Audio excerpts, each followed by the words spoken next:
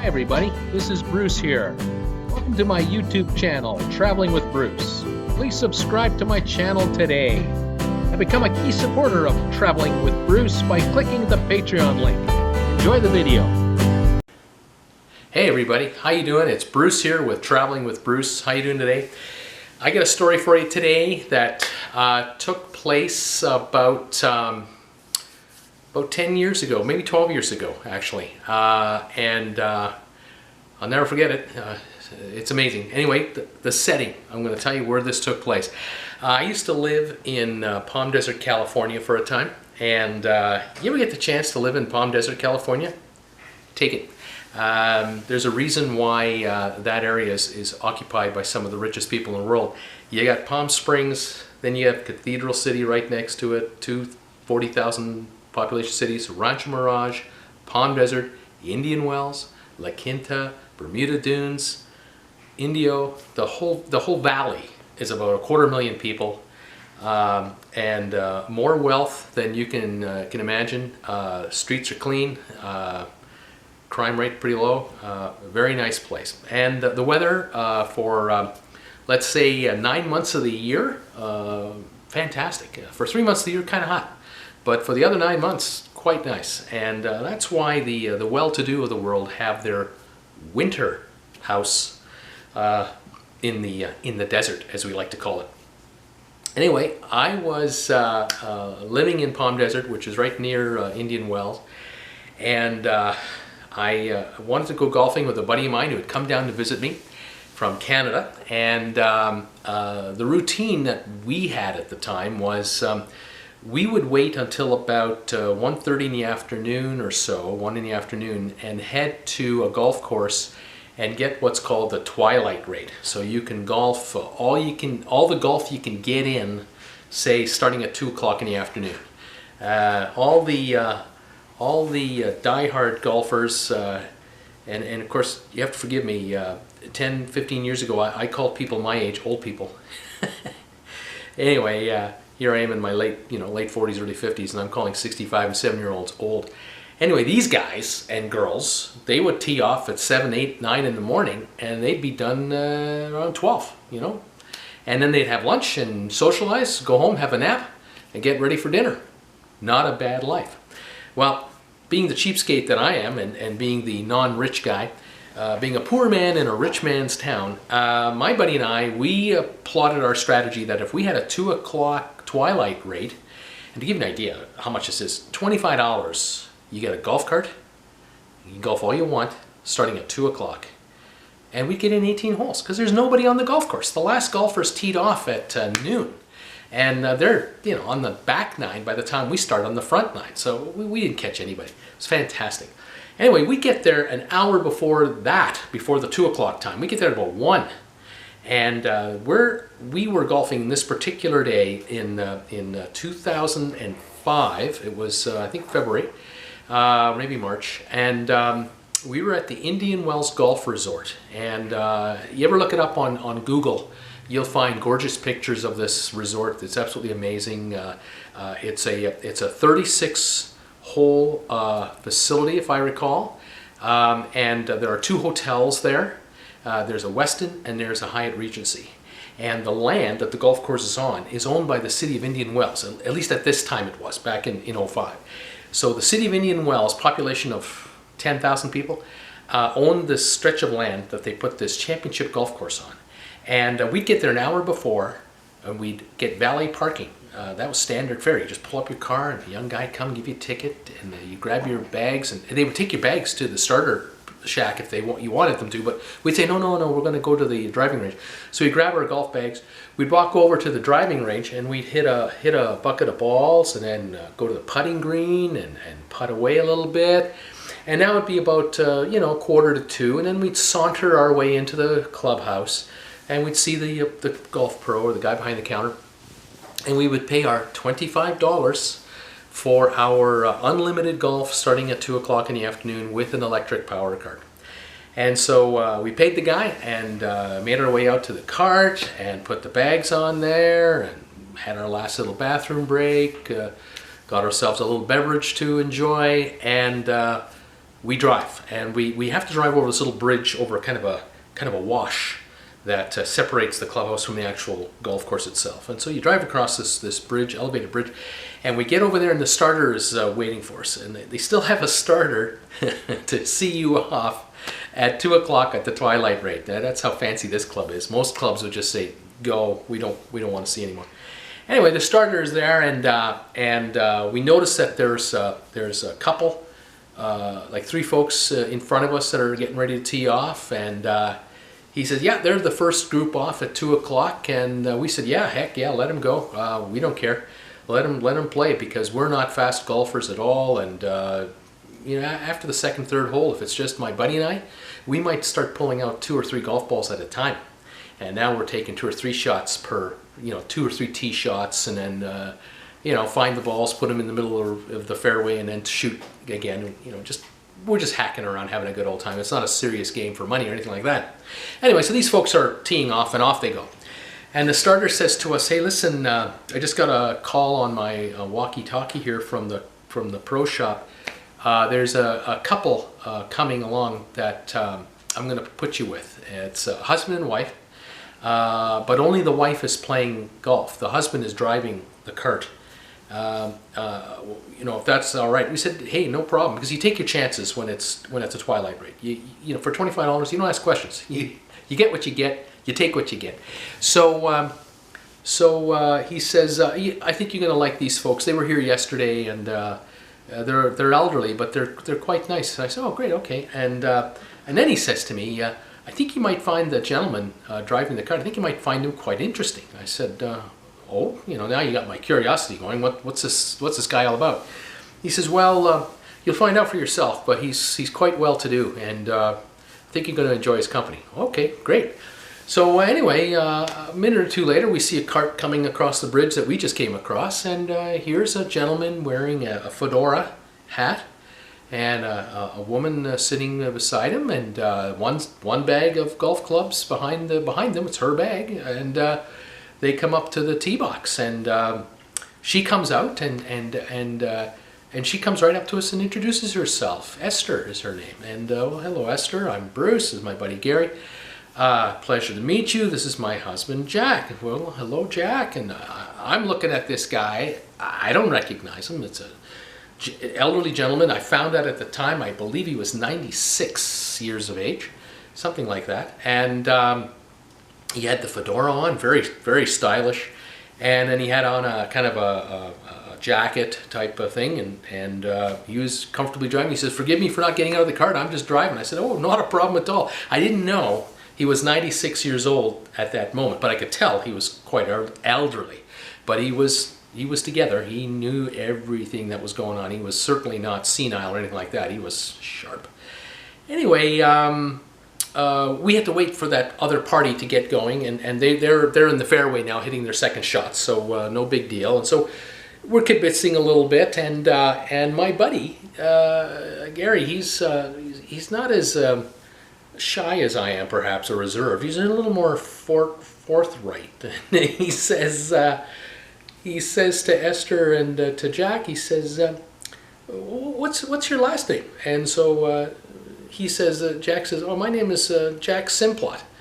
And Gary says, "Yeah," he says, "the starter, he mentioned that you're quite well to do. What do you do?" He says, I'm known for French fries."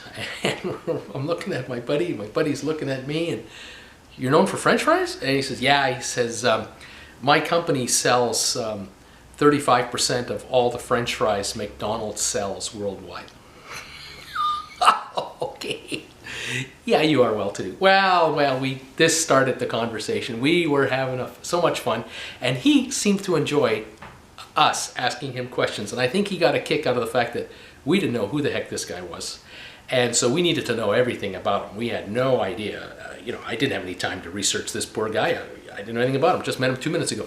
So we tee off the first tee, and we're playing, and we get to the second tee, and we got a couple of minutes to wait while the group ahead of us is putting out to par 3, and we find out that he's from Idaho, and that they've come down from Idaho to the desert because the tennis tournament is on over here in Indian Wells. It's I think it's every February, and they're down for the tennis tournament, and they came down with 2 of the 3 company jets to enjoy themselves for the tennis tournament. So of course there was an entourage, and but today we were only meeting Jack and Esther, and I thought to myself, geez, the guy's a multi-billionaire. I hadn't figured out yet how much, but he's a multi-billionaire, and they're coming in for the twilight rate at $25, and only one of them's golfing. I thought, you know, they could afford anything. They could afford to be a member of Bighorn, just over in Palm Desert. That would be $250,000 membership fee, and then your annual dues and stuff, and you know, they could afford anything. And yet here they are paying $25 for her to play a round of golf in the twilight. And it brought back a memory of my father, who said to me, it's not how much money you make, it's how much you spend. That's how rich you are. And I thought, well, that pertains to everybody, and here's a living example. Anyway, we play on, and as the holes go by, we chat a little here, a little there, and finally my buddy says, well, how did you ever become the guy to supply McDonald's with 35% of all the French fries that they sell? And he told us the story about how he left school in grade 8, and it was a tough times. It was still the early mid-20s-ish, and he worked his tail off, and one day he was able to afford some. I think he bought some hogs, and he grew some hogs and sold them, and then he made enough money to be able to buy a farm, and he started growing potatoes. Okay, so by the time the 30s came around, Mr. Simplot had been successful enough raising hogs and now raising potatoes, where he had been able to expand his farm, and he was able to create a plant that specialized in dehydrating vegetables, a dehydration plant, in other words. And this was new technology for the 30s and late 30s, mid 30s, and so on. And the Depression was on, and he was picking up farms all over the place on the cheap, and he was producing hogs and producing potatoes and beans and other crops, but he was also dehydrating them. And this meant that his product could be sold over a large area of the United States rather than just his local community only. And this allowed him to get out of Boise, Idaho, and over to Washington State, or sell over to Chicago, or sell down to St. Louis. He didn't have to worry about refrigeration of potatoes, keeping them fresh and that type of thing. He could dehydrate his product, and then it could be rehydrated just with water anywhere, and it would keep for a long time. And of course, in 1940-41, the United States entered the war, the Second World War, and he became one of the largest suppliers of dehydrated foods to the U.S. military. And you know, he couldn't grow enough. I mean, everything he grew, he could sell. And so he really benefited from his vision and his drive and his ability to seek out business. And he did that you know, through the 40s and then into the 50s and so on. So that's the the dehydration story in a nutshell. And by the time the 60s rolled around, he had perfected a way to grow russet potatoes, which are the favorite potatoes for French fries, by the way, russet potatoes, and how he could flash freeze them, and then you could pop them into a fast fryer and produce French fries. And he met Ray Kroc, and in 1967, he and Mr. Ray Kroc, the founder of the movie The Founder, shook hands, handshake deal. You're going to supply my restaurants with French fries all across America in 1967. And this, of course, is just before the massive explosion of McDonald's, you know, obviously globally, but at this point was still growing out in the United States. So as McDonald's grew, Mr. Simplot and his factory grew with it. And then as time went on, Mr. Simplot bought farms and food processing factories around the world, including Australia. And as time went on, he became, you know, a billionaire, obviously. Privately held company, never went public, no other shareholders. And that's a short little history of Mr. Simplot and his company. Now, here we are on the golf course, and we're slowly learning all this information. And we say to, my buddy says to him, Mr. Simplot and his wife, Esther, well, Esther, you're quite a bit younger than Jack, aren't you? She goes, yes, I am. So I pipe in and I said, well, are you the trophy wife? And the two of them laughed and laughed. They thought this was great. I don't think anyone had the guts to ever do this to him. And he thought this was fantastic. He looked at her and he said, you are my trophy wife. And I said, well, you know, everybody needs a trophy wife. You know, what the heck. Well, this was delightful. She was 60-something and he was 90-something. And yeah, she was 30 years his junior. And just a great couple. And they were just so much fun. As it turned out, we finished the 9th hole, and that's when they called it a day. She was happy just getting in 9 holes, and they were headed back to their probably their hotel and catch up with the family. And they loved it. They thanked us very much for the company, and they really enjoyed having us. We told them what a treat it was. I just couldn't believe I was shaking the hands of a multi-billionaire, and it was great. So off they went, and my buddy and I looked at each other and went, well, how about that? This is something you don't get every day. Anyway, after we got home, back to my place, we went on the internet and looked up the history of Mr. Simplot. And we found out he was worth $7.5 billion. It was just unbelievable. I'm looking at my buddy. I'm going, should I wash this hand? I don't want to lose the luck or anything. Maybe some of this success will rub off. But I'll tell you, it was a great meeting and a treat to meet these two people. And I'm pretty sure they got a kick out of us because I don't know how other people would even broach the subject of their age and his wealth and his wife being younger and all this sort of stuff. And anyway, it was a lovely meeting to meet them both. And that is my story about meeting, at the time, North America's richest, oldest person, richest living oldest person, because at age 96, worth $7.5 billion, there was no one older or richer than this guy at that time. So that's pretty cool.